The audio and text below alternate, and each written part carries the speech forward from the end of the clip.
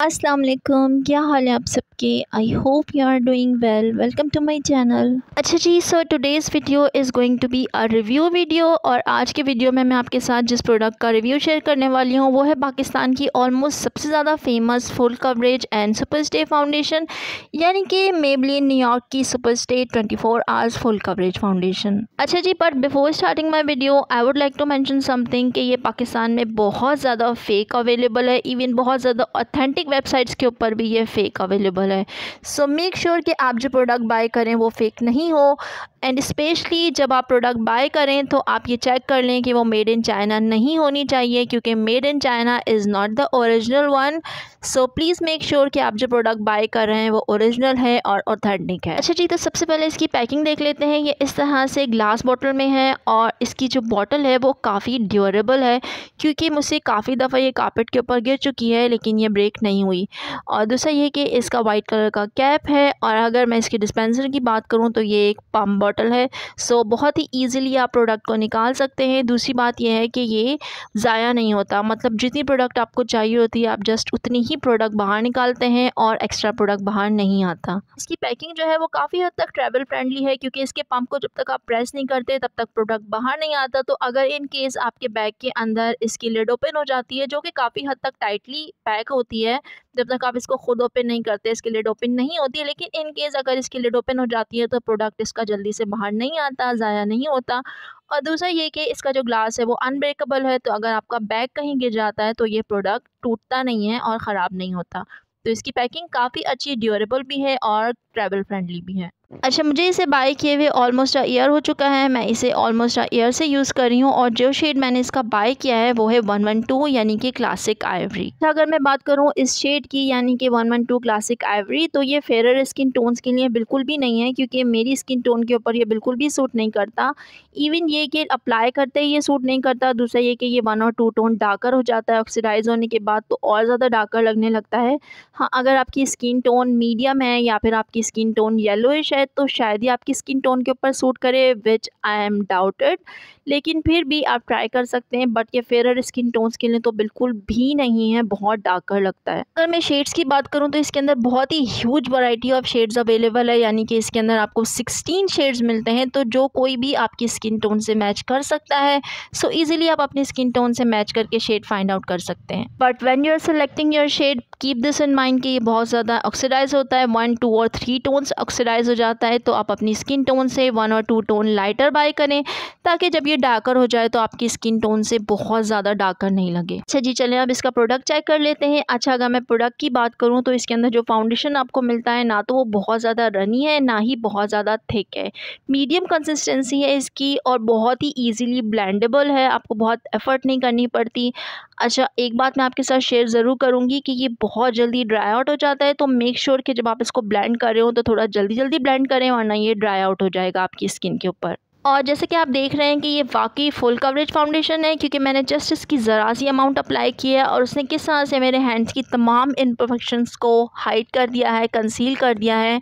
और थोड़ी सी अमाउंट ही काफ़ी होती है आपके फेस के ऊपर फुल कवरेज देने के लिए। आपको बार-बार लेयरिंग नहीं करनी पड़ती, डबल लेयरिंग नहीं करनी पड़ती। सिर्फ 1 लेयर से ही आपके फेस के ऊपर बहुत अच्छी तरह से फाउंडेशन अप्लाई हो जाता है और वो तमाम इम्परफेक्शंस को हाइड कर देता है। मैंने इसकी थोड़ी सी अमाउंट जस्ट अपनी फिंगर की हेल्प से अप्लाई की है और आप देख रहे हैं किस तरह से इसने फुल कवरेज प्रोवाइड कर दी है, कितना ज़्यादा ये इजीली ब्लेंडेबल भी है।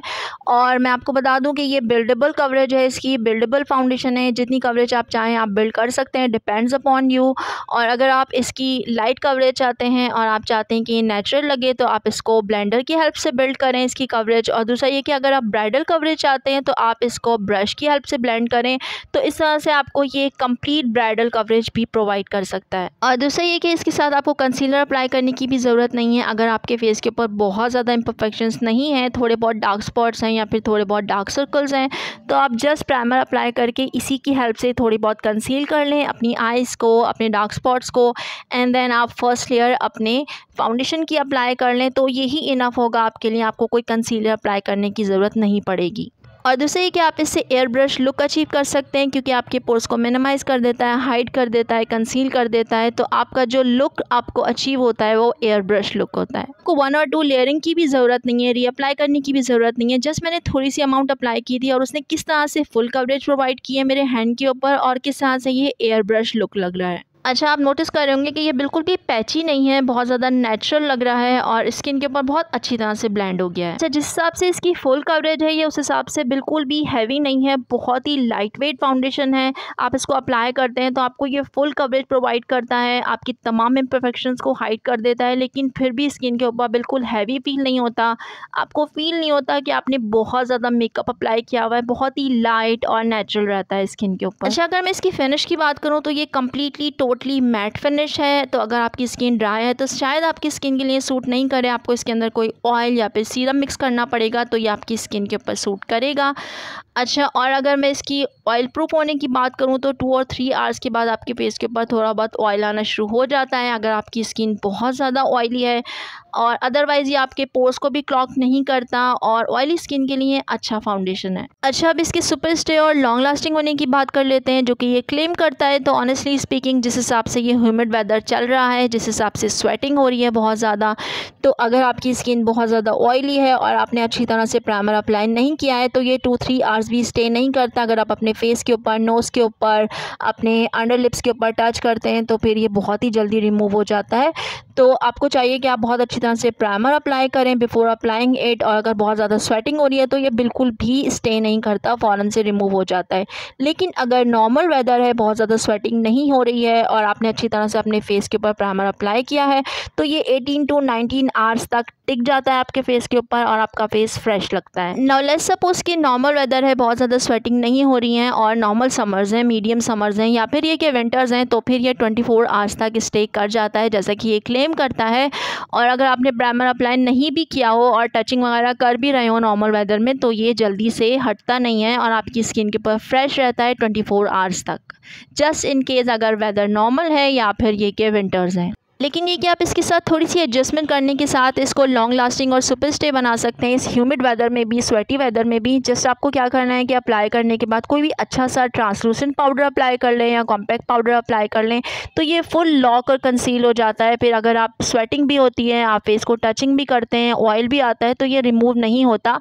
ऑलमोस्ट 10 to 12 आवर्स तक ये आपके फेस के ऊपर स्टे करता है, बट मेक श्योर कि आपने बहुत अच्छी तरह से इसको लॉक किया है किसी भी ट्रांसलूसेंट पाउडर से या फिर किसी कॉम्पैक्ट पाउडर से। So on the scale of 1 to 10, I'm going to give it 8 out of 10, 2- because it doesn't stays on very sweaty skin। अगर आप अपनी बहुत ज़्यादा स्वेटी और ऑयली स्किन के ऊपर इसको टच करते हैं तो ये रिमूव हो जाती है। Otherwise it is a very good full coverage foundation, ये स्टे भी करती है अगर आपकी स्किन बहुत ज़्यादा स्वेटी नहीं हो। इसकी फाइनल फिनिश बहुत अच्छी है, ये आपके पोर्स को भी मिनिमाइज़ करती है और आपके डार्क स्पॉट्स वगैरह को भी बहुत अच्छी तरह से कंसील और हाइड करती है। So this is it for now, I hope it might help. Thank you so much for watching. Next video में फिर मिलते हैं, तब तक के लिए अल्लाह हाफिज़।